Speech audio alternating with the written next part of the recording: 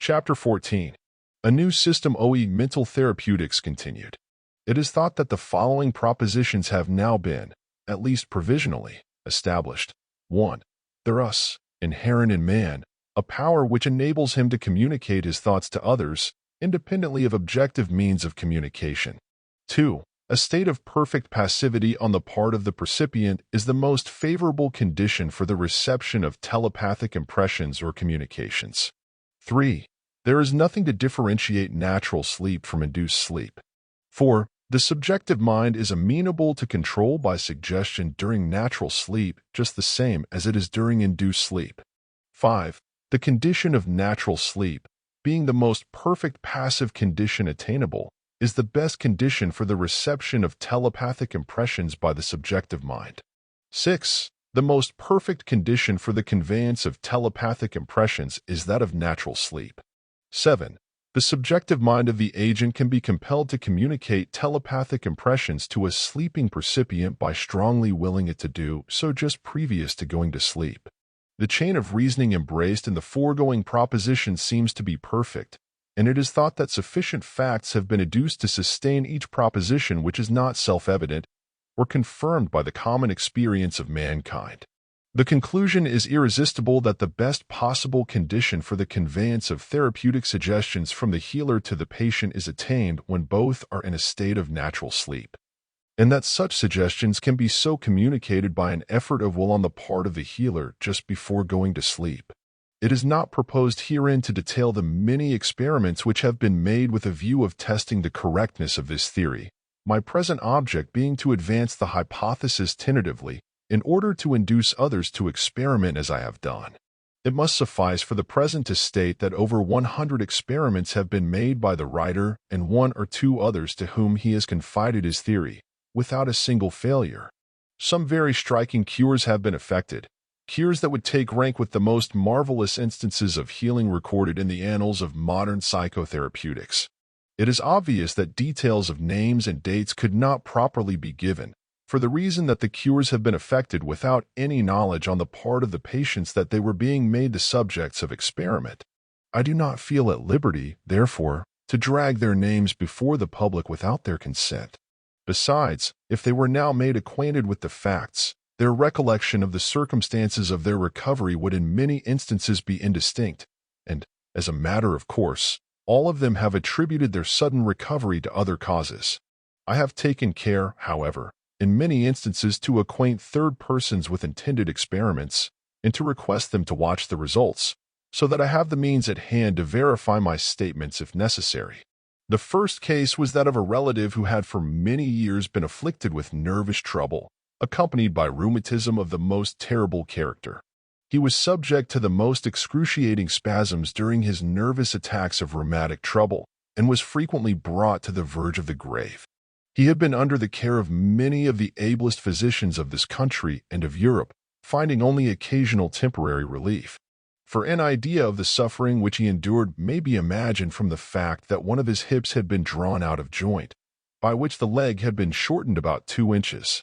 This, however, had been partially restored by physical appliances before the psychic treatment began. In short, he was a hopeless invalid, with nothing to look to for relief from his sufferings but death. The treatment began on the 15th of May 1890. 2 persons were informed of the proposed experiment, and were requested to note the time when the treatment began. They were pledged to profound secrecy, and to this day the patient is not aware that he was made the subject of an experiment in psychotherapeutics. After the lapse of a few months, one of the persons entrusted with the secret met the invalid, and learned, to her surprise and delight, that he was comparatively well. When asked when he began to improve, his reply was, about the middle of May. Since then, he has been able at all times to attend to the duties of his profession, that of journalist and magazine writer, and has had no recurrence of his old trouble. Of course, this may have been a coincidence, and had it stood as a solitary instance, that would have been the most rational way of accounting for it. But 100 such coincidences do not happen in succession without a single break, and more than 100 experiments have been made by this process by myself and 2 other persons, and not a single failure has thus far been experienced, where the proper conditions have been observed. In 2 cases, the patients have not been perceptibly benefited, but in both of those they were notified of the intended experiments and were profoundly skeptical. But these failures cannot be charged to the account of this method of treatment, for the simple reason that the fundamental principle of the system was deliberately violated. That is to say, the best conditions were not observed, and that the patient was informed beforehand of what was intended. In such cases, the healer is handicapped by probable adverse autosuggestion, as has been fully explained in former chapters. The principle cannot be too strongly enforced that neither the patient nor any of his immediate family should ever be informed beforehand of the intended experiment. Failure does not necessarily follow the imparting of such information, but when the patient or his immediate friends are aware of the effort being made in his behalf, there is always danger of adverse autosuggestion on the part of the patient, or of adverse suggestion being made orally or telepathically by his skeptical friends. The conditions are then no better and no worse than the conditions ordinarily encountered by those who employ other methods of mental healing. I have successfully treated patients after informing them of my intentions, but it was because I first succeeded in impressing them favorably, and their mental environment was not antagonistic. One fact of peculiar significance connected with the case of rheumatism above mentioned must not be omitted, and this is that the patient was 1,000 miles distant when the cure was performed. Others have been successfully treated at distances varying from 1 to 300 miles. The truth is, as has been before remarked, space does not seem to exist for the subjective mind. Experimental telepathy demonstrates this fact. Cases of thought transference are recorded where the percipient was at the antipodes. The only thing that operates to prevent successful telepathy between persons at great distances from each other is our habit of thinking. We are accustomed to regard space as an obstacle which necessarily prevents successful communication between persons. It is difficult to realize that space is merely a mode of objective thought, so to speak, and that it does not exist as an obstacle in the way of subjective transmission of impressions. We are, therefore, handicapped by a want of faith in our ability in that direction. In other words, our faith is in inverse proportion to the distance involved. When we can once realize the fact that distance does not exist for the soul, we shall find that a patient can be treated as successfully by telepathic suggestion in one part of the world as another. The only exception to the rule will be when the patient is at the antipodes, for then the healer and the patient will not ordinarily both be asleep at the same time. But space, or distance between the agent and the percipient, does not enter per se as an adverse element to modify the effects of telepathic suggestion. The diseases thus far successfully treated by this process have been rheumatism, neuralgia, dyspepsia, bowel complaint, sick headache, torpidity of the liver, chronic bronchitis, partial paralysis, pen paralysis, and strabismus. The last named case was not treated by myself, and I very seriously doubt whether I could have commanded sufficient confidence to be successful. But a lady, whom I had instructed in the process, asked me if I thought there was any use in her trying to cure a bad case of strabismus, her little niece, about 10 years of age, having been thus afflicted from her birth. I unhesitatingly assured her that there was no doubt of her ability to effect a cure. Full of confidence, she commenced the treatment, and kept it up for about 3 months, at the end of which time the cure was complete. In this case, the best conditions were rigidly adhered to, no one but myself having been informed of the intended experiment. A volume could be filled with the details of the experiments which have been made, but as it is foreign to the purpose of this book to treat exhaustively any one phase of psychological phenomena, but rather to develop a working hypothesis applicable to all branches of the subject, the foregoing must suffice. Little need be said regarding the mode of operation, as it is apparent from what has been said that the method is as simple as it is effective. All that is required on the part of the operator is that he shall be possessed of an earnest desire to cure the patient, that he shall concentrate his mind, just before going to sleep, upon the work in hand, and direct his subjective mind to occupy itself during the night in conveying therapeutic suggestions to the patient. To that end, the operator must accustom himself to the assumption that his subjective mind is a distinct entity, that it must be treated as such, and guided and directed in the work to be done. The work is possibly more effective if the operator knows the character of the disease with which the patient is afflicted, as he would then be able to give his directions more specifically. But much may be left to instinct, of which the subjective mind is the source. It seems reasonable to suppose, however, that if that instinct is educated by objective training, it will be all the better. This is, however, a question which must be left for future experimental solution, not enough being now positively known to warrant a statement as to how far the healing power of the subjective mind is, or may be, modified by the objective knowledge or training of the healer. Be this as it may, the fact remains that all men possess the power to alleviate human suffering, to a greater or less degree, by the method developed in the foregoing pages. For obvious reasons, it is not a method by which money can be made, but it is preeminently a means of laying up treasures where neither moth nor rust can corrupt, nor thieves break through and steal. Each one has it in his power to alleviate the sufferings of his neighbor, his friend, or the stranger within his gates, but his compensation must consist in the consciousness of doing good, and in the hope of that reward promised by the Master to those who do their alms in secret.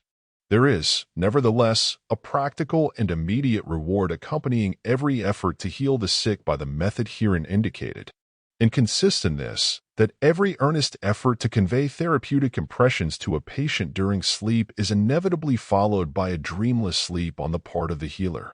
It would seem that the subjective mind, following the command or suggestions of the healer, occupies itself with the work it is directed to do, to the exclusion of all else.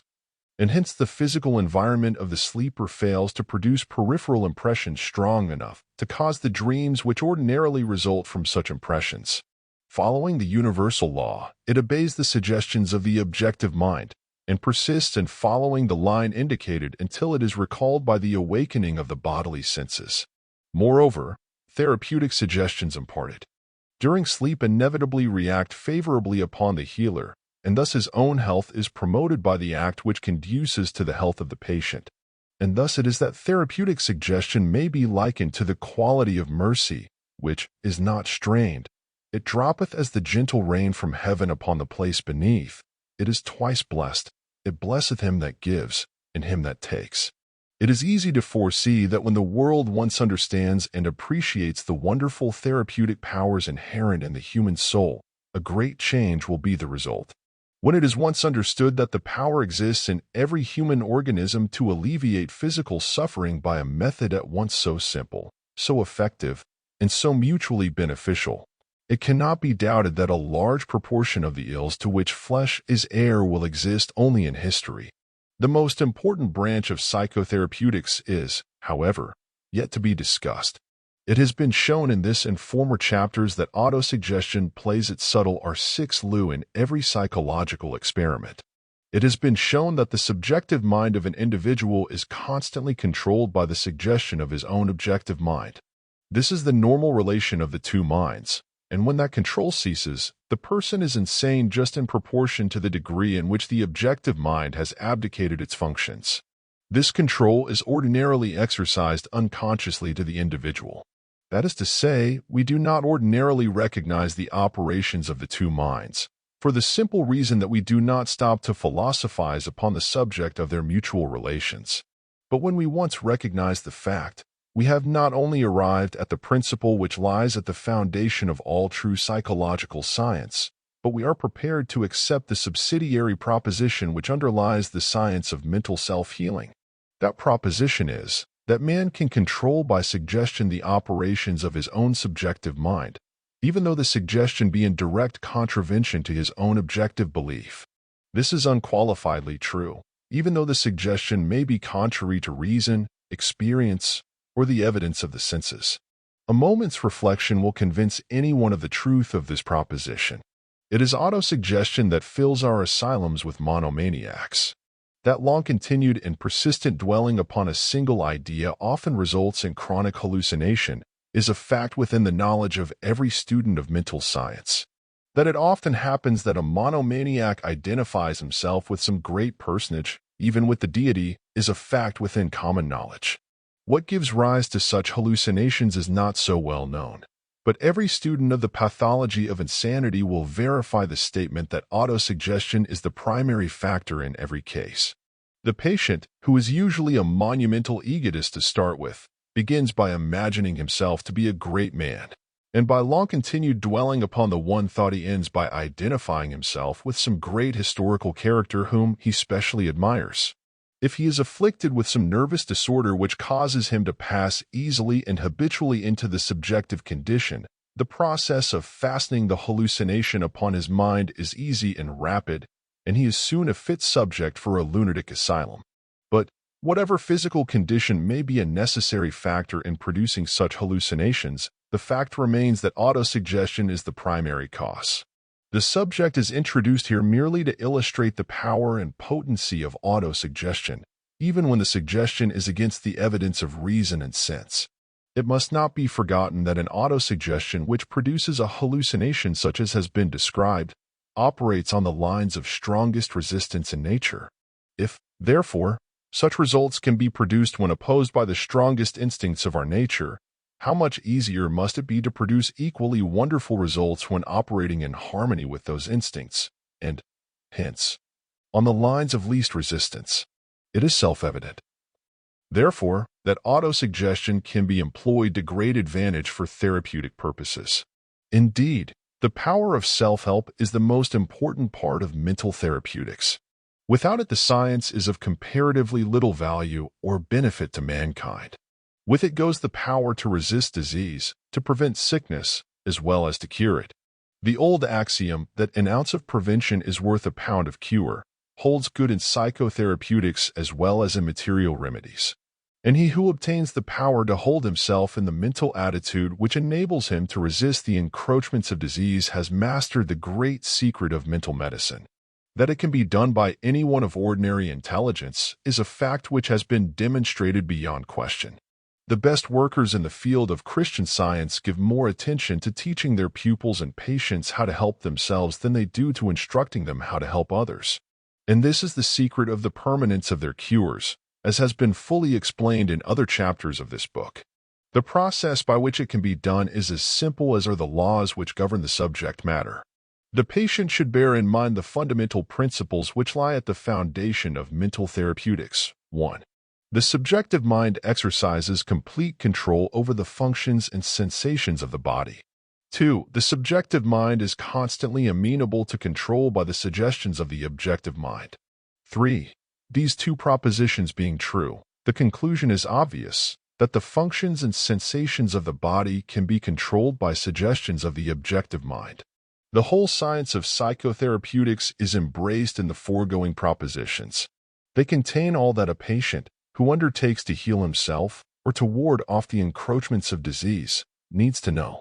The process of making a particular application of these principles is equally simple and must be obvious to the intelligent reader.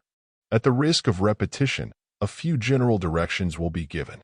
We will take, for illustration, a simple case of nervous headache, and suppose that the patient resolves to cure himself.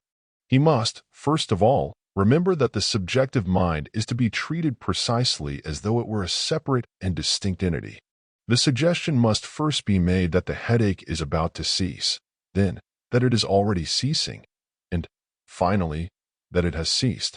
These suggestions should be made in the form of spoken words, and they should be steadily persisted in until the desired effect is produced.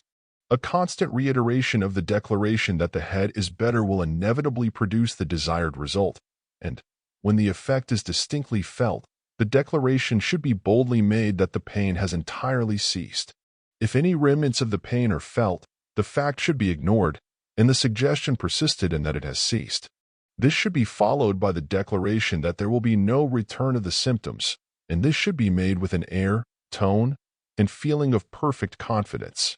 The only practical difficulty and obstacle in the way of success with a beginner lies in the fact that at first he lacks confidence. The education of his whole life has been such as to cause him to look with distrust upon any but material remedies, and there is a disinclination to persist in his efforts. But he should remember that it is the suggestions conveyed by this very education that he is now called upon to combat, neutralize, and overcome by a stronger and more emphatic counter-suggestion. If he has the strength of will to persist until he is cured, he will find that the next time he tries it there will be much less resistance to overcome. Having once triumphed, the reasoning of his objective mind no longer interposes itself as an obstruction, but concurs in the truth of his suggestions.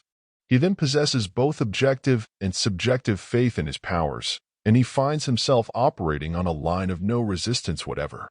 When he has attained this point, the rest is easy, and he will eventually be able to effect an instantaneous cure of his headache or any other pain the moment he finds himself threatened with one. These remarks apply, of course, to every disease amenable to control by mental processes.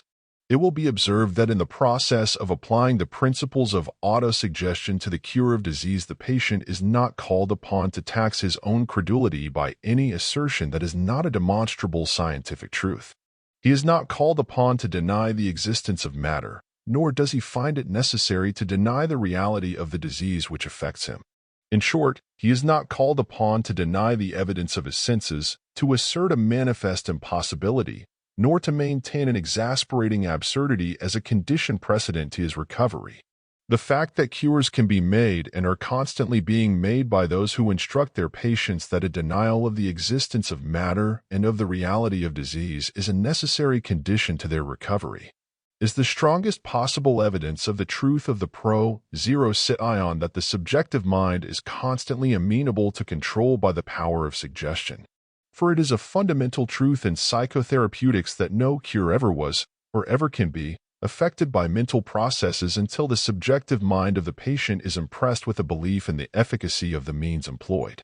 It is obvious, however, that it is more difficult to impress a manifest absurdity upon the subjective mind of a man of common sense than it is to impress him with a belief in a demonstrable scientific truth.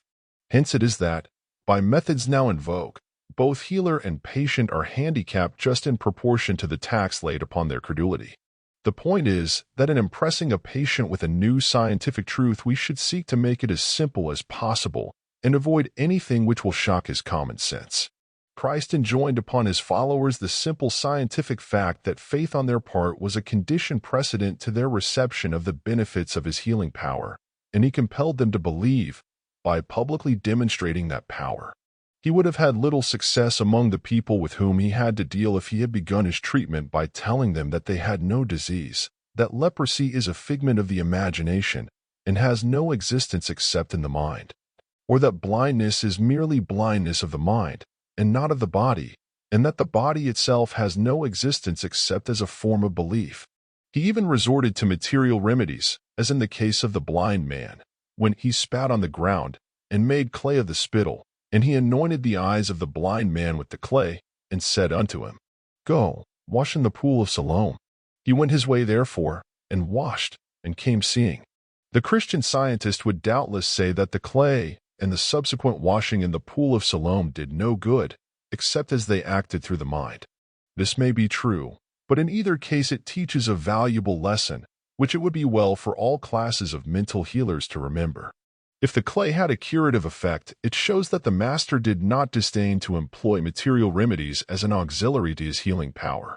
If, on the other hand, it possessed no curative power, it shows that the great healer did not hesitate to employ any legitimate means at hand to confirm and increase the faith of the patient. But this is a digression which pertains rather to the general subject of mental healing than to that of self-healing, which we are discussing. It is believed that the few simple rules herein laid down will enable anyone of ordinary intelligence to become proficient, by a little practice, in the science of self-healing. It is not a mere theory, without practice, which has been here developed. It has been demonstrated over and over again to be eminently practical, not only as a means of healing disease, but as a means of John 9:6, warding off its encroachments. Indeed, its chief value will eventually be found to consist in the almost unlimited power which it gives one to protect himself from contracting disease. To do that, it is only necessary to hold oneself in the mental attitude of denying the power of disease to obtain the mastery over him. When the patient recognizes the first symptoms of approaching illness, he should at once commence a vigorous course of therapeutic autosuggestion. He will find prevention much easier than cure, and by persistently following such a course he will soon discover that he possesses a perfect mastery over his own health. In this connection, it must not be forgotten that the method of healing during sleep is as applicable to self-healing as it is to healing others. Indeed, perfect rest and recuperative slumber can be obtained under almost any circumstances at the word of command. Dreams can be controlled in this way. If one is troubled by distressing or harassing dreams, from whatever cause, he can change their current or prevent them altogether by energetically commanding his subjective mind to do so. It is especially efficacious for this purpose to direct his subjective mind to employ itself in healing some sick friend. If one habitually does this at the time of going to sleep, he will not only be certain to obtain recuperative sleep for himself, but he will procure that contentment and peace of mind which always result from a consciousness of doing good to his fellow creatures.